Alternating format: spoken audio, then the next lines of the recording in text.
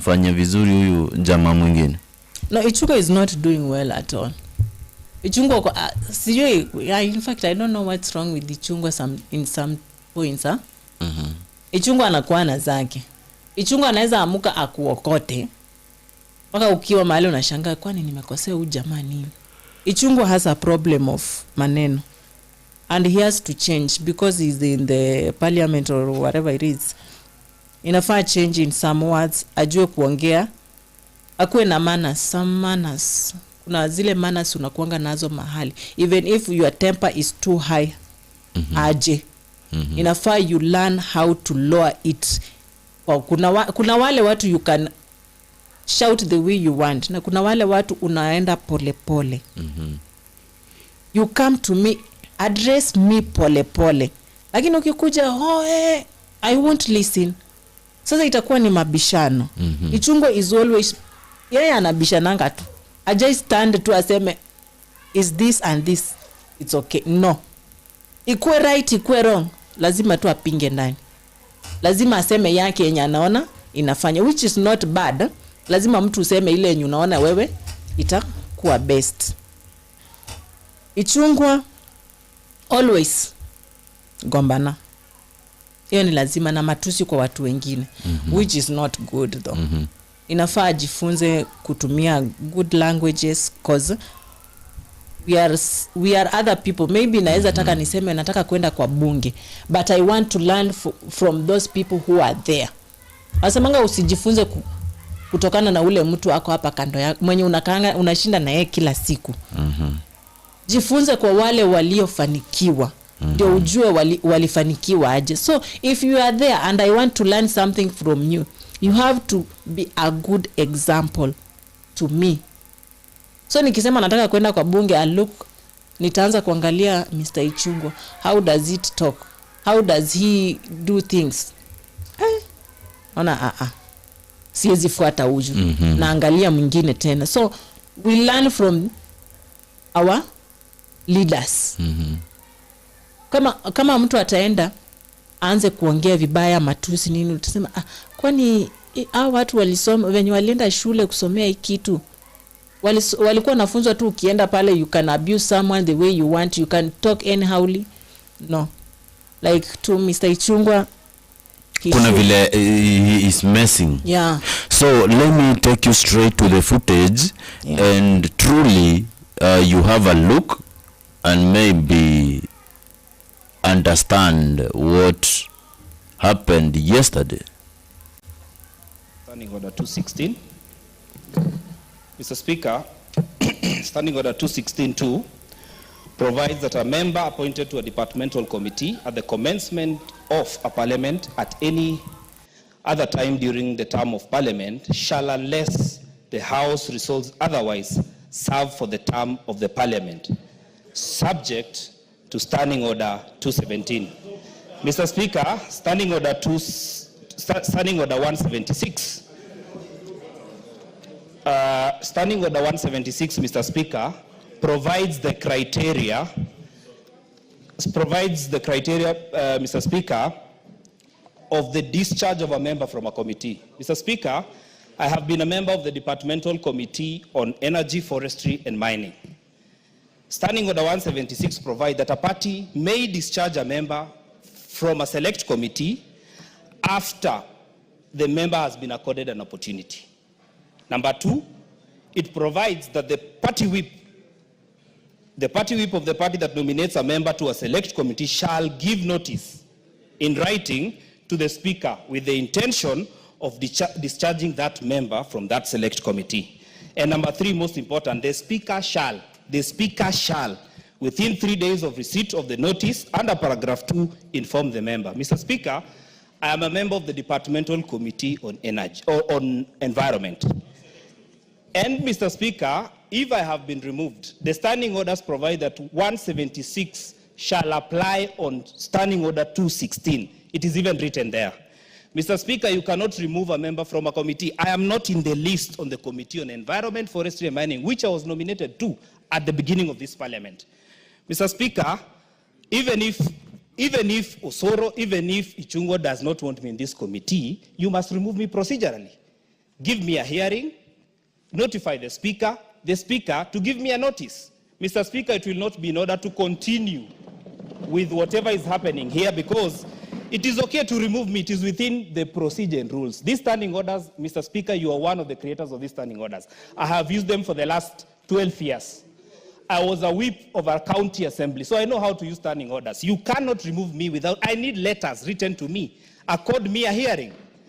After according me a hearing, now give notice to the speaker. The speaker will tell me within 3 days, you cannot remove me in the morning. I have been a member of this committee and I cannot remove in the manner in which you want to remove me. However powerful you might be, Mr. Speaker, it is not correct. Whatever has been tabled before this House, Mr. Speaker, is kangaroo, it is null and void, it cannot operate because they are standing orders and the procedure and rules of this House, the traditions. When Mheshimiwa Kimani Ichungwa, when several honorable members were de-whipped from committees, the Honorable Wangwe, who is the immediate former whip, wrote letters to specific members. And apart from that, the communications were done directly to the Speaker. So, Mr. Speaker, I cannot be removed from and the Speaker cannot oversee my removal from a committee, a departmental committee, without me being discharged by my political party. And Mr. Speaker, because you are the Solomon of this House, kindly do not proceed with this motion in the state that it is, and it will be a procedural wrong. This is the making of Kimani Ichungwa, which cannot work in this assembly. Thank you very much. Yes, Majority Leader.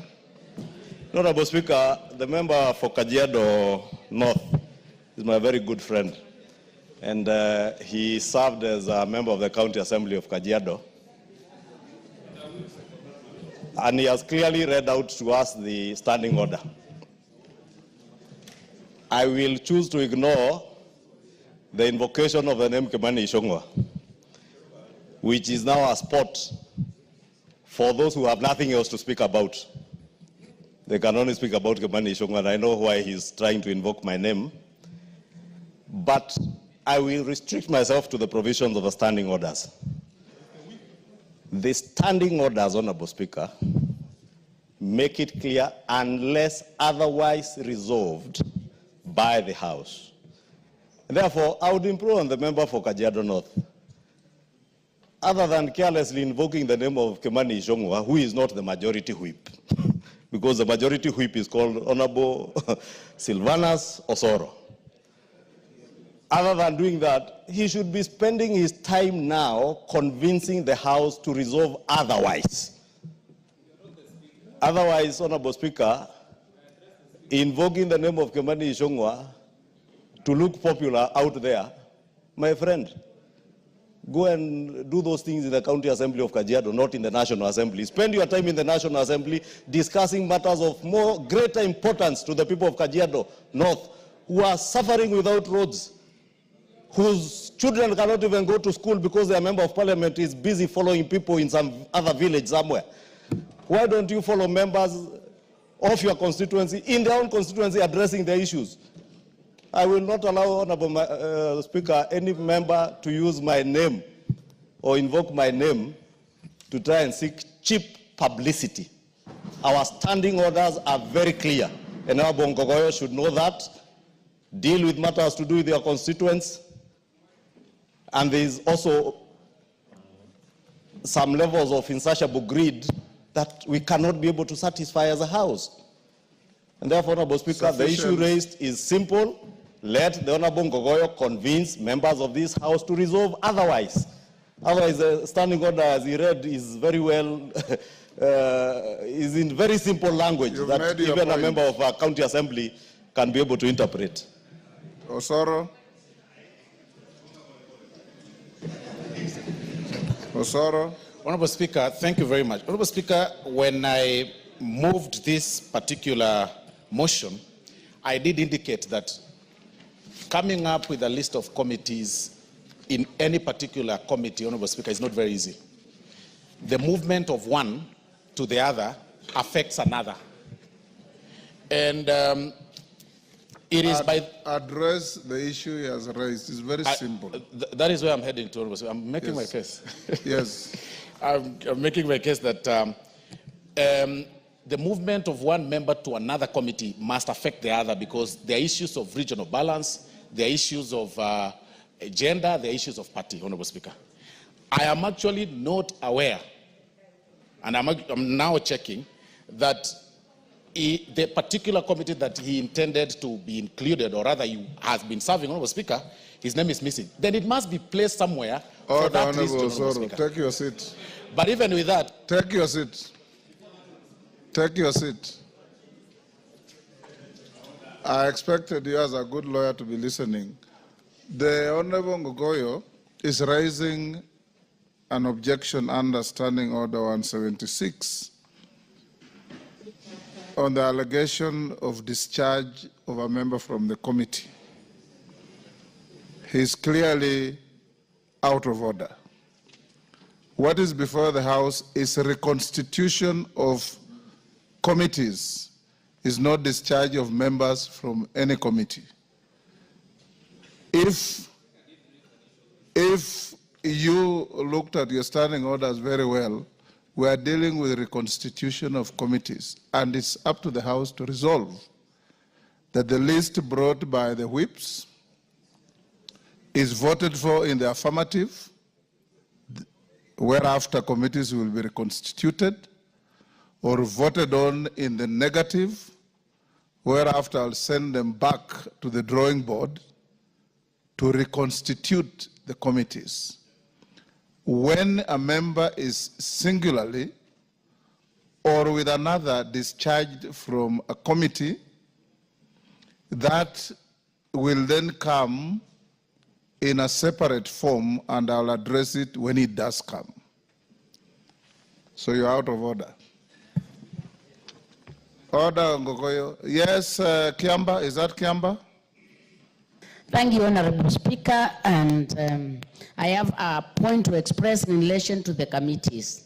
Last time, some of us never got departmental committees. We went to the chairs.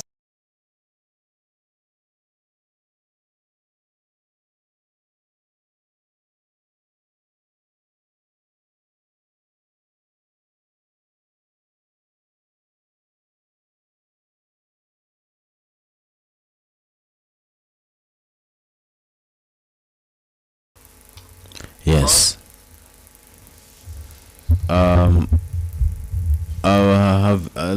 The way you have seen, there was a slight tension between those MPs, right?